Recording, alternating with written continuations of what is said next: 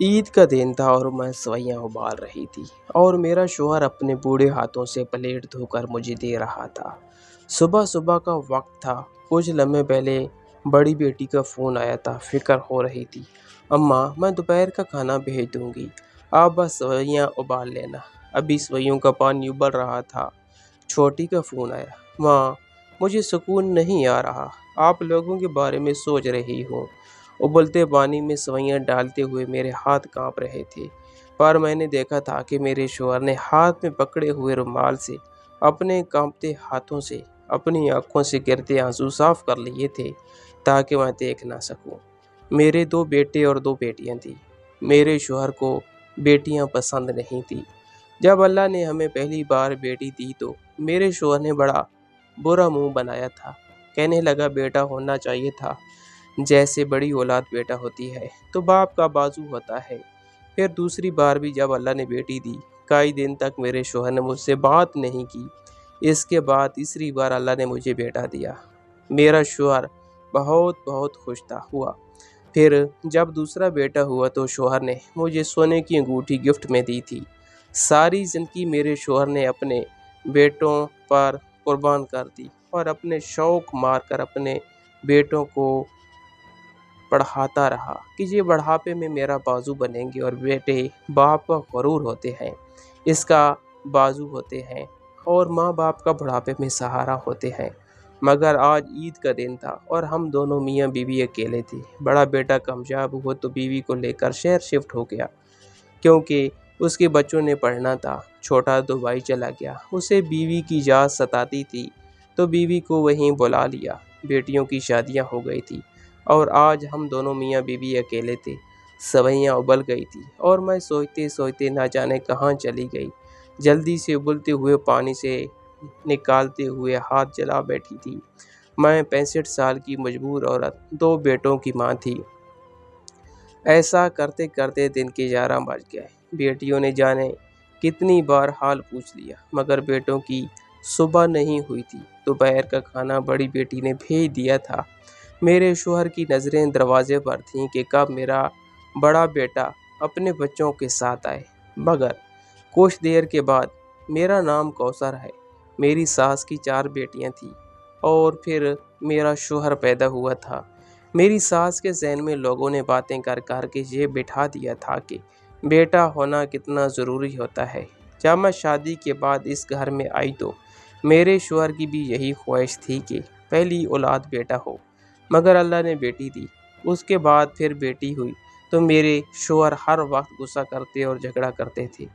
پھر اللہ نے میری دعا سن لی اور تیسری بار مجھے بیٹا دے دیا، اور پھر چوتھی بار بھی اللہ تعالیٰ نے ہمیں بیٹے سے نوازا۔ ہم نے ان کی تربیت میں کوئی کمی نہیں چھوڑی۔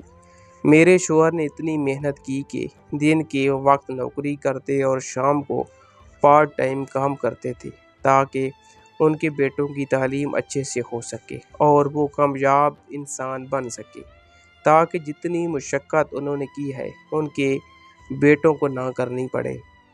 بڑا بیٹا پڑھائی میں کامیاب ہوا اور اس کی ملازمت بھی بہت اچھی جگہ ہو گئی۔ ہم نے گھر میں رونق لگانے کے لیے اس کی شادی کر دی، مگر پھر یوں ہوا کہ اس کی بیوی کو اس گھر کا ماحول اچھا نہیں لگتا تھا اور اسے شہر میں رہنا پسند تھا۔ میرے شوہر کا خواب تھا کہ جب بیٹے جوان ہو جائیں گے تو ہم گاؤں والا گھر ٹھیک کر لیں گے اور اسے اچھا سا بنائیں گے، لیکن بیٹوں کو لگتا تھا کہ یہاں پیسے لگانا مال ضائع کرنا ہے۔ میرے بڑے بیٹے نے شہر میں بڑا سا گھر لے لیا اور ہمیں بھی ساتھ ہی لے آیا تھا، مگر شہر کا یہ گھر ہمیں راس نہیں آتا تھا۔ ہم گاؤں میں رہنے والے لوگ تھے، سارا دن گھر میں بند رہ کر بیمار ہونا شروع ہو گئے تھے۔ آخر ایک دن میں نے بچوں کے ابا سے کہا کہ چلو نیازی ہم گاؤں چلتے ہیں، ہم یہاں نہیں رہ سکتے۔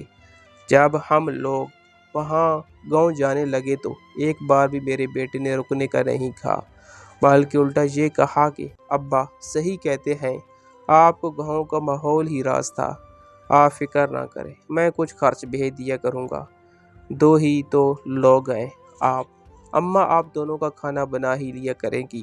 میں نے دکھی نظروں سے اپنے شوہر کی طرف دیکھا تو انہوں نے اپنی نظریں جھکا دی تھی۔ وہی شوہر جو کبھی بیٹوں کے مان پر जीते थे, आज अपने ही बेटे के सामने बेबस खड़े थे। हम दोनों वापस अपने पुराने घर आ गए, जहाँ दीवारें गिर रही थी और छत से मिट्टी झड़ती थी। मोहल्ले वाले पूछते तो शोहर झूठ बोल देते कि बच्चों ने बहुत रोका, पर हमें मिट्टी की खुशबू खींच लाई।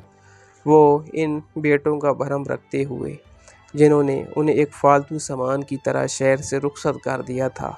अब हर ईद पर दरवाजे की तरफ देखना हमारी किस्मत बन गया था। जहां उम्मीदें बेटों की होती थी, मगर दस्तक सिर्फ बेटियों के फ़ोन की सुनाई देती थी। आज फिर ईद का दिन था और हम दोनों मियाँ बीवी इसी इंतज़ार में थे।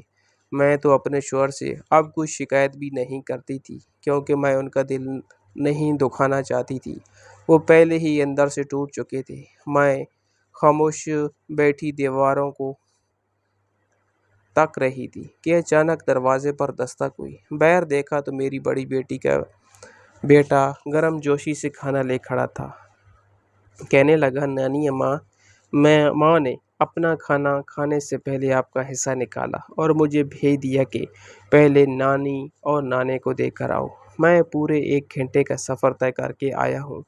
मैंने लरजते हुए हाथों से उसके सर पर प्यार दिया और भराई हुई आवाज़ में कहा कि बेटा, मैं खुद ही कुछ पका लेती, तुम इतनी दूर क्यों आए? वो खाना देकर चला गया तो मेरे ज़ब्त का बंधन टूट गया और मैंने दहाड़े मारकर रोना शुरू कर दिया। मेरी ममता उन बेटों को ढूंढ रही थी जिनके लिए हमने अपनी जवानी वार दी थी। मेरा शौहर मेरे पास आया और मेरे कंधे पर नहीफ सा हाथ रखकर बोला, तुम सही कहती थी कौसर, मुझे माफ़ कर दो। मैंने सारा मान बेटों पर रखा था, मगर देखो आज बेटों के बच्चे हमारा सहारा बने हुए हैं। वो खुद को दिलासा देते हुए कहने लगे, शाम को आतिफ ज़रूर आएगा, देखना तो सही। मैं उसके कान खींचूंगा। मेरा बेटा है, वो इसे पता है कि उसके बूढ़े माँ बाप ईद के दिन उसका रास्ता देख रहे हैं। यकीनन कोई बड़ी मजबूरी होगी होगी वो मुझे तसल्ली देने की कोशिश कर रहे थे, मगर उनकी अपनी आवाज़ में छुपा दर्द साफ झलक रहा था। वो अभी अपनी बेटियों की बेमरती पर पर्दा डालने की नाकाम कोशिश कर रहे थे, ताकि उनका अपना भरम रख सके। शाम ढली तो फ़ोन की घंटी बजी। मैंने इस उम्मीद में फ़ोन झपट लिया कि शायद मेरा बेटा दहलीज पर खड़ा होगा। फ़ोन की स्क्रीन पर आतिफ का नाम देखकर मेरी आंखों में चमक आ गई। दूसरी तरफ से आतिफ की आवाज़ आई, अम्मा, सफ़िया कह रही है कि उसे आज अपने मेके जाना है। हम कोशिश करेंगे कि कल ज़रूर आपके पास आ जाएं, और अगर आना ना हो सका तो मैं गाड़ी भेज दूंगा, आप खुद ही शहर आ जाइएगा।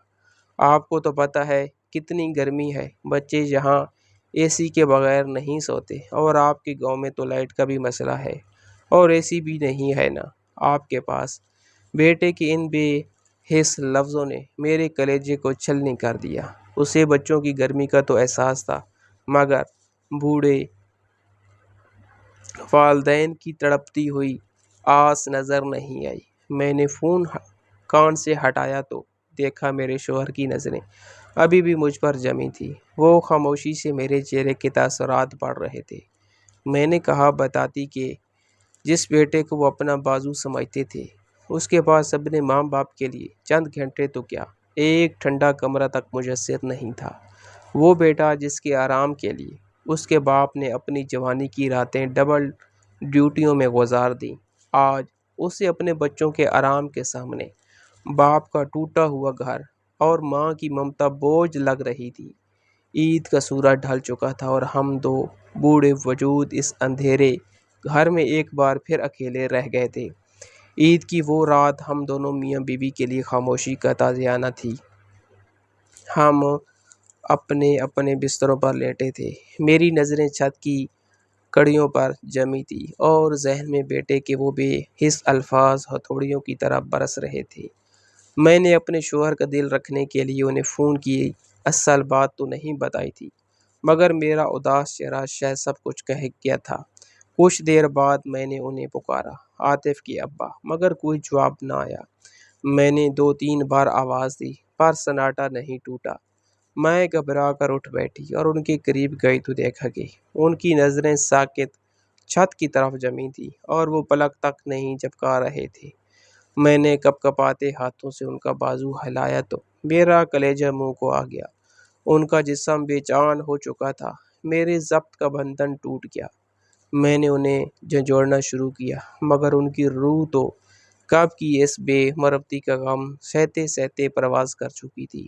ماں، ایک اکیلی عورت اس آدھی رات کو کہاں جاتی؟ دوڑ کر پڑوسیوں کا دروازہ کھٹکھٹایا۔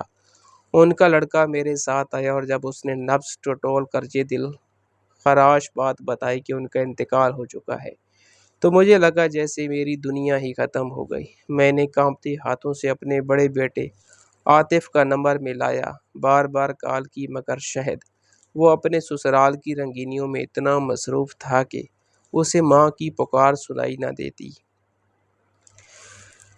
ادھر دبئی والے بیٹے کو تو ماں کی یاد ہی نہ آئی۔ اس بھیانک رات میں اپنے شریک سفر کے سراہنے اکیلی بیٹھی سسکتی رہی۔ محلے کی چند عورتیں دنیا داری کے لیے میرے پاس بیٹھی تھیں، مگر رات کے اس پہر کون کسی کا ساتھ دیتا ہے؟ ایک وقت ہے کہ سب اپنے اپنے کاموں کا بہانہ بنا کر چلے گئے اور میں اپنے بیٹیوں کے ساتھ میت کے سرانے رہ گئی۔ میری بچیوں کا رو رو کر برا حال تھا۔ وہ اپنے اس باپ کے لیے تڑپ رہی تھی جس نے ساری زندگی بیٹوں کو ہی اپنا بازو سمجھا تھا۔ بڑی بیٹی ثنا ساری رات بھائی کا نمبر ملاتی رہی اور کہیں رات 2 بجے کے بعد اس نے فون اٹھایا۔ جب اسے پتہ چلا کہ باپ گزر گیا ہے تو تعزیت کے بجائے اس کے پہلے الفاظ یہ تھے: اوہ ہو، ابا کو بھی عید کے دن ہی جانا تھا۔ ان الفاظ نے میرے دکھ کی ماتم میں بدل دیا۔ دوسرے بیٹے کو اگلے دن پتہ چلا جب جنازہ بھی اٹھ چکا تھا۔ اس کی کال آئی تو کہنے لگا: اماں، کل نائٹ ورک بہت مصروف تھا۔ میں نے 2-1 بار کال کی تھی، مگر آپ کے پاس واٹس ایپ نہیں ہے نا؟ اگر بڑا موبائل ہوتا تو کال مل جاتی۔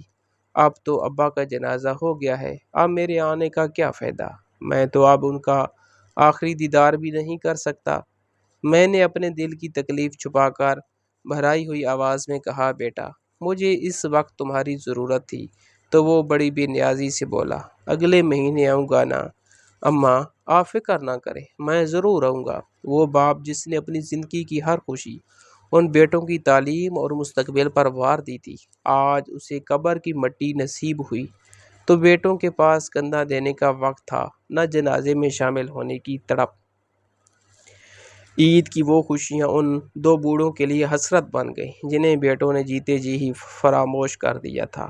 شوہر کے بچھڑنے کے بعد اس ویران گھر کی دیواریں مجھے کھانے کو دوڑتی تھی۔ اب میں اس چوکھٹ پر اکیلی رہ گئی تھی جہاں کبھی 4 بچوں کے کہکے گونجتے تھے۔ میرے بڑے بیٹے نے رسمی سی ہمدردی جتاتے ہوئے کہا: اماں، اب آپ یہاں اکیلی کیسے رہیں گی؟ آپ اپنی پیکنگ کر لیں اور ہمارے ساتھ شہر چلیں۔ ابھی میرے دل میں تھوڑی سی آس جاگی ہی تھی کہ اس کی بیوی فوراً بول پڑی: دیکھیں، اماں کا جی شہر کے بند کمروں میں نہیں لگے گا۔ انہوں نے ساری زندگی اس گاؤں کی مٹی میں گزاری ہے۔ اگر یہ یہیں رہنا چاہتی ہیں تو ہم ان کے لیے کوئی کام والی رکھ دیتے جو ان کا خیال رکھے گی۔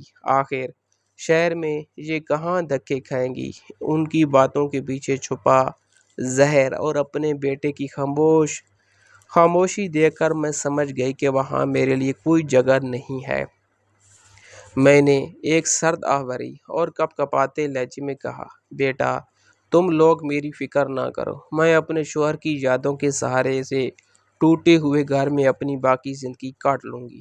تم جاؤ، اپنی زندگی جیو۔ جاتے ہوئے میرا بیٹا بڑے فخر سے کہنے لگا: اماں، میں نے ایک ملازمہ کا انتظام کر دیا ہے، وہ 24 گھنٹے آپ کے پاس رہے گی اور مجھے فون پر آپ کی پل پل کی خبر دے گی۔ پہلے تو ابا ساتھ تھے نا، اب مجھے آپ کی فکر لگی رہے گی۔ اس کی یہ فکر سن کر میرا کلیجہ کٹ کر رہ گیا۔ میں نے اسے روکا اور پوچھا: بیٹا، تم تو کہہ رہے تھے کہ عید کے بعد عمرے پر جاؤ گے، تیاری کر لی؟ اس نے نظریں چراتے ہوئے جواب دیا: نہیں اماں، میرا بڑا بیٹا شہر کے سب سے مہنگی کالج میں پڑھنا چاہتا ہے۔ اس کا داخلہ کروایا ہے تو لاکھیں روپے لگ گئے ہیں۔ عمرہ کرنے کا شوق تو بہت تھا، مگر اب اگلے سال دیکھیں گے، ابھی تو بچے کا مستقبل ضروری ہے۔ اس کی بات سن کر میرے لبوں پر ایک ایسی تلخ مسکراہٹ آ گئی جس میں ہزاروں دکھ چھپے تھے۔ میں نے اس کی آنکھوں میں آنکھیں ڈال کر بڑے دکھ سے کہا، بیٹا، اپنے سارے شوق اور اپنی پوری زندگی اس بچے پر یوں ہی وار کر ضائع مت کرو، تھوڑا سا اپنے لیے بھی جی لو۔ جب ان بچوں کی باری آئے گی نا تو یہ اپنا راستہ خود ہی چن لیں گے اور تمہیں پیچھے مڑ کر بھی نہیں دیکھیں گے۔ میری آواز بھرائی ہوئی تھی مگر لہجہ کاٹ دار تھا۔ جو لوگ اپنی تمام تر خوشیاں اور اپنی ہنسی اپنی اولاد پر نچھاور کر دیتے ہیں، آخر میں وہ تمہارے باپ کی طرح بالکل اکیلے ہی رہ جاتے ہیں۔ جن بیٹوں کو باپ اپنا بازو سمجھتا تھا، انہیں تو باپ کے مرنے کی خبر بھی بوجھ لگتی ہے اور وہ جنازے پر پہنچنے کی بجائے یہ کہتے ہیں کہ ان کی عید خراب ہو گئی۔ میری یہ بات سن کر وہ سن ہو گیا اور کسی مجرم کی طرح حیران ہو کر میرا منہ تکنے لگا۔ اسے شاید اپنی کہی ہوئی وہ تمام باتیں یاد آ گئی تھی جو اس نے فون پر کہی تھی۔ میں نے دیکھ لیا تھا کہ تمہاری کی تاریخ خود دہرا رہی تھی۔ وہی جنون جو میرے شوہر کو اپنے بیٹوں کے لیے تھا، آج وہی اندھی محبت میرا بیٹا اپنے بچوں کے لیے دکھا رہا تھا۔ میں نے اپنے بیٹے کا ہاتھ تھاما اور نامالودہ آنکھوں سے اس کے چہرے کو تکتے ہوئے کہا، بیٹا، بس ایک بات یاد رکھنا، اس گھر کو کبھی بیچنا نہیں۔ کل کو کیا پتا تمہیں بھی واپس اسی مٹی میں آنا پڑے۔ یہ میری اور تمہارے باپ کی نشانیاں تمہارے بڑھاپے میں تمہارے کام آئیں گی، کیونکہ ہم نے اپنی پوری زندگی تمہارے لیے اس گھر کی بنیادوں میں دفن کر دی ہے۔ میری یہ بات سن کر میرا بیٹا پہلے تو حیرت سے میرا منہ تکتا رہا، پھر خاموشی سے نظریں جھکا کر وہاں سے رخصت ہو گیا۔ اس وقت وہ چلا گیا مگر اگلے دن وہ صبح سویرے ہی واپس آ گیا۔ اس کی آنکھیں سرخ تھی اور چہرہ پشیمانی سے بھرا ہوا تھا۔ وہ میرے قدموں میں بیٹھ گیا اور روتے ہوئے میرا ہاتھ تھام لیا۔ کہنے لگا، اماں، میں ساری رات آپ کی باتیں سوچتا رہا، مجھے ایک پل کے لیے نیند نہیں آئی۔ مجھے معاف کر دے اماں، میں کتنا اندھا ہو گیا تھا۔ جن قدموں میں جنت تھی انہیں ہی بوجھ سمجھنے لگا۔ میں نے فیصلہ کر لیا ہے کہ میں اپنے بچوں کو لے کر یہیں شفٹ ہو رہا ہوں۔ ہم اب آپ کے ساتھ اسی گھر میں رہیں گے جب تک آپ کی زندگی ہے۔ میں نے اسے اٹھا کر سینے سے لگا لیا اور سکون بھرے لہجے میں کہا، بیٹا، مجھے اب تم سے کوئی دکھ نہیں ہے۔ میں تو بس تمہیں یہ احساس دلانا چاہتی تھی کہ تم نے اپنے اس باپ کے ساتھ اچھا نہیں کیا جو تمہیں اپنا مضبوط بازو سمجھتا تھا۔ ان کی آخری عید تمہارے انتظار کی نظر ہو گئی۔ کاش وہ تمہارا یہ بدلا ہوا روپ اپنی زندگی میں دیکھ پاتے۔ اب میرا بیٹا اپنے بچوں کے ساتھ یہی میرے پاس آ گیا ہے۔ وہ میرا دل لگانے کی بہت کوشش کرتا ہے، مجھ سے ڈھیروں باتیں کرتا ہے، میرے پاس وقت گزارتا ہے اور ہر ضرورت کا خیال رکھتا ہے، مگر وہ عید کی اداس شام اور میرے شوہر کی وہ حسرت بھری آنکھیں جو آخری دم تک دروازے پر جمی تھی، وہ منظر میں کبھی نہیں بھول پاتی۔ وہ دکھ اب میرے وجود کا حصہ بن چکا ہے جو مجھے ہر پل اس باپ کی یاد دلاتا ہے جس کا مان اس کے جیتے جی ٹوٹ گیا تھا۔ دوستو، ہماری کہانی آپ کو کیسی لگی؟ کومنٹ باکس میں اپنی رائے کا اظہار ضرور دیجیے گا اور اپنی رائے کا اظہار کیجیے گا کہ آپ کو کس قسم کی ویڈیو پسند ہے۔